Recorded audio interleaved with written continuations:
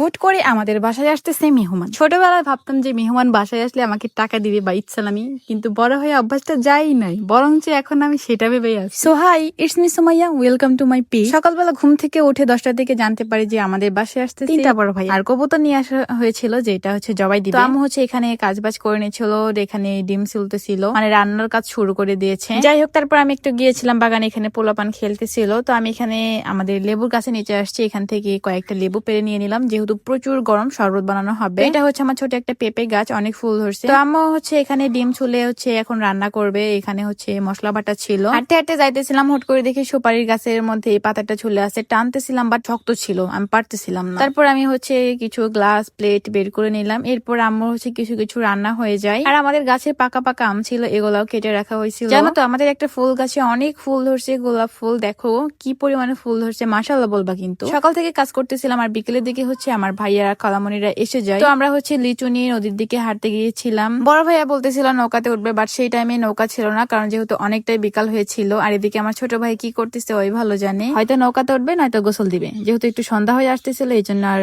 নদীতে নামা হয় নাই। তো তারপর আমরা একটা বড় নৌকাতে উঠে পড়ছি, দেন তারপর আমরা বাসায় এসে পড়ছি। আর দেখো এখানে ছোট ভাই একটা কাঁঠাল পেরে নিচ্ছিল, মানে এটা কিন্তু পাকা কাঁঠাল ছিল। তারপর সন্ধ্যার পর আমরা খেয়েছিলাম হচ্ছে এই সিদ্ধ বাদাম গুলো, এটা আপু নিয়ে আসছিল। দেন খেয়েছিলাম মিষ্টি আলু, কাঁঠাল সিদ্ধ। তারপর আমরা এখানে মহিষের দই নিয়ে আসছিল, আর ভাইয়েরা আমার জন্য আমার প্রিয় ফুড নিয়ে আসছিল, সেটা হচ্ছে লিচু। ভিডিও শুরুতে বললাম না যে ইসলামি দিবে, দেখো ইসলামি দিয়েই দিচ্ছে, অনেকগুলো টাকা দিয়েছে। তো আজকের ভিডিও পর্যন্তই, বাই।